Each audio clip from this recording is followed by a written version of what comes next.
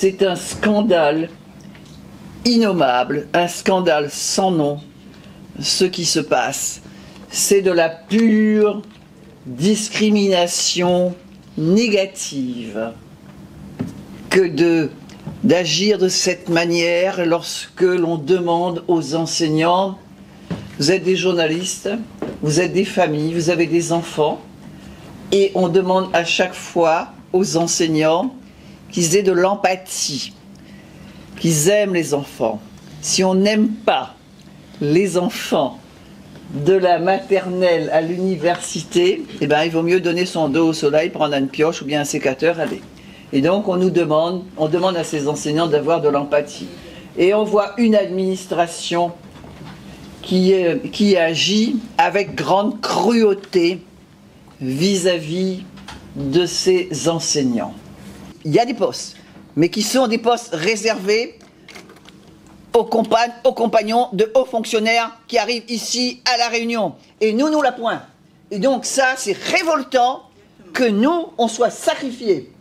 On soit sacrifiés, que les Réunionnais soient sacrifiés. C'est une discrimination hautement négative. C'est un scandale sans nom que l'on envoie, que l'on exile ces personnes qui ont réussi à des concours. Et notre parlementaire Evelyne Kerbidi, qui le dit bien, on remplace des fonctionnaires aujourd'hui par d'autres personnes. Et c'est le fonctionnaire qui doit d'abord primer. Et c'est pour cela que nous voudrions qu'aujourd'hui, lorsqu'on parle des 1000 points, nous parlons aujourd'hui de l'éducation ici à La Réunion, des postes qui sont libres, il y a des postes qui existent, et donc ces postes ne sont pas pourvus. Nous voudrions qu'il y ait de la transparence, cette grande opacité qui existe sur les postes, ces postes pour la rentrée, cette transparence n'existe pas. Et c'est pour cela que nous allons aussi. Il faut aussi dire qu'il y a l'ordre dans lequel les personnes ont été reçues au concours. Cet ordre n'existe pas, il n'est pas pris en compte. Le 4e, il devient 1er. Et le 1er, il devient 5e. Et donc, il n'est pas choisi. C'est tout cela aussi que nous voudrions voir. Et c'est pour cela que nous allons adresser une lettre au Premier ministre du gouvernement qui gère les affaires courantes, du gouvernement provisoire, pour lui dire cette situation. C'est une situation qui est une situation... On ne traite pas ainsi, on ne maltraite pas ainsi des personnes qui sont censées, elles le font d'ailleurs. On nous demande de la bienveillance. On nous demande, avec les enfants, de donner. Et là, on nous prend tout. On prend à ces enseignants, on leur prend leur famille, on les maltraite. Tout cela est inconcevable dans cette France du pays des droits de l'homme où ces personnes ne sont pas respectées, leurs familles ne sont pas respectées, elles ont en charge leur famille. Tout cela est inadmissible. Ça n'est pas possible que les choses continuent ainsi. Ça n'est pas ainsi que les hommes et les femmes vivent. Et nous le disons, on le sait bien, concours national.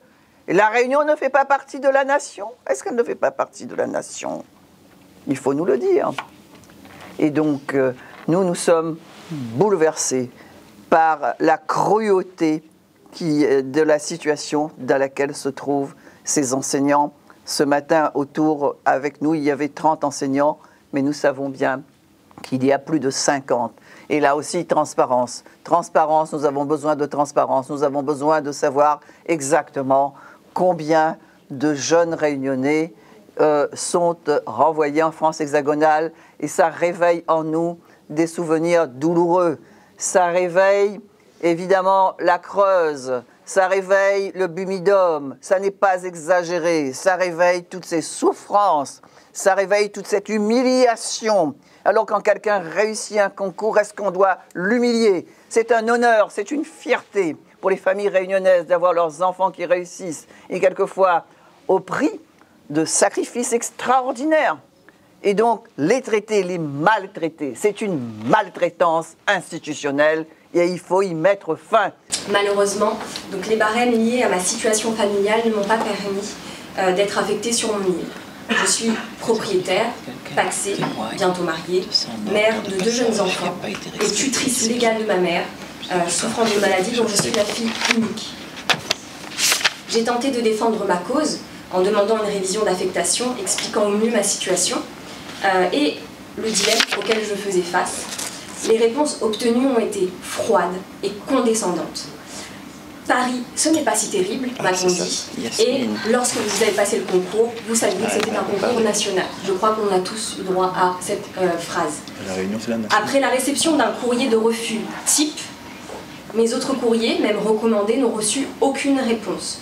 Je suis donc en disponibilité, donc sans salaire, cette année scolaire, et je vais devoir prolonger cette disponibilité une année encore.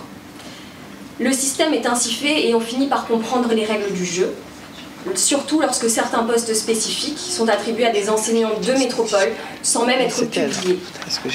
Ou lorsque dans certaines disciplines, les recours d'enseignants sont acceptés, tandis que d'autres sont refusés sans aucune justification. À la rentrée d'août dernier, 13 postes vacants dans ma discipline ont été pourvus par des enseignants contractuels.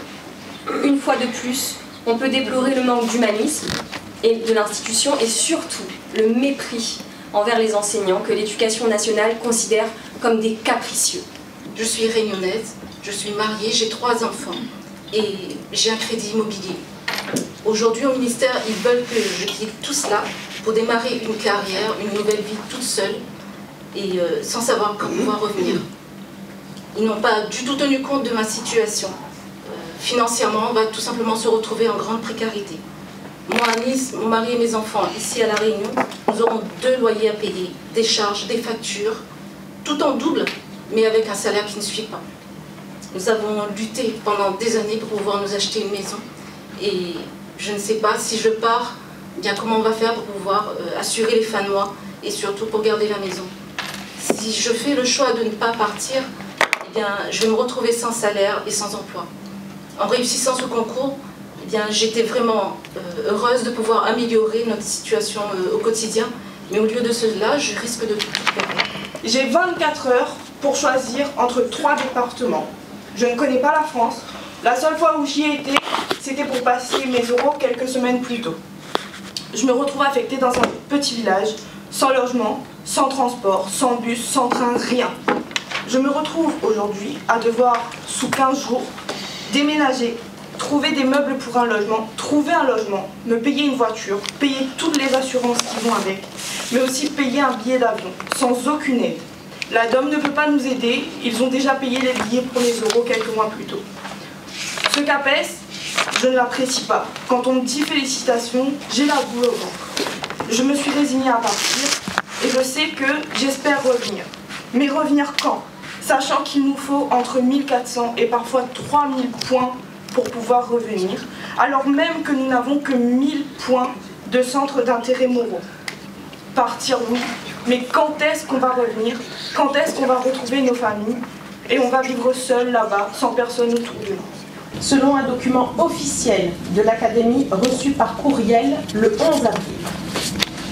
Il y a sensiblement le même nombre de candidats réunionnais qui sont lauréats du CAPLP cette année. Pourquoi ne pas leur attribuer ces postes? J'ai été contractuelle pendant 11 mois. J'ai passé le concours du CAPLP en économie-gestion, option commerce et vente sur les conseils de l'administration, bien entendu, que j'ai réussi et j'ai obtenu. Voilà. Aujourd'hui, j'ai fait un recours. J'ai demandé l'Académie de La Réunion, c'était mon unique vœu, étant donné ma situation familiale. Mon mari est chef d'entreprise. Nous avons 2 enfants qui ont 7 et 4 ans et je refuse d'abandonner mes enfants sur l'autel de l'emploi. Je ne comprends pas pourquoi on nous envoie en hexagone alors que le 11 avril, il y a eu une note émanant de l'Académie de La Réunion que j'ai reçue sur ma boîte mail académique évoquant 17 postes disponibles sur le territoire réunionnais. Je m'interroge aujourd'hui quant à le choix des candidats. Moi, je n'avais fait qu'un seul vœu. Sur les 5 vœux possibles, je n'ai fait qu'un seul vœu, celui de la Réunion. Mes recours sont systématiquement rejetés. Aujourd'hui, j'implore, je demande qu'on ne me sépare pas de ma famille, qu'on ne déchire pas ma famille. C'est totalement inadmissible qu'à presque 40 ans, je doive laisser derrière moi ma vie, l'association dans laquelle je suis, pour qui j'œuvre tous les dimanches. Je distribue des repas avec cette association. J'ai ma vie économique ici. Nous avons construit notre maison, j'ai mes enfants ici, j'ai ma grand-mère qui est très âgée, qui est ici, j'ai ma mère également qui est âgée, qui est ici. Mais qu'est-ce qu'on nous demande? On nous demande de faire preuve de bienveillance, on nous demande d'être à l'écoute des jeunes, mais on ne nous écoute pas. Qu'on m'explique comment je pourrais faire court avec toute la bienveillance si je suis arrachée à la seule vie que j'ai toujours connue. J'aimerais qu'on m'explique. La seule proposition qui m'a été faite a été l'Académie de Versailles, plus précisément un établissement à Rueil-Malmaison, académie que je ne connais absolument pas, commune que je ne connais absolument pas, et on m'envoie sans aucune aide ni recours, sans hébergement, sans même un sou en poche, et on me dit la rentrée, c'est le 26 août, débrouillez-vous. Avec les Jeux Olympiques, les prix des billets d'avion explosent et on ne prend absolument pas ça en considération. On nous dit, débrouillez-vous. Soit vous trouvez une solution et vous prenez votre poste à la rentrée, soit vous êtes considéré comme démissionnaire. Je ne souhaite pas avoir à renoncer ni à mon concours, ni à ma famille. Je n'ai pas à renoncer, ni à l'un, ni à l'autre. Comment expliquer que tes contractuels obtiennent tes postes à La Réunion alors que les titulaires, excusez-moi, sont mutés dans des desserts éducatifs?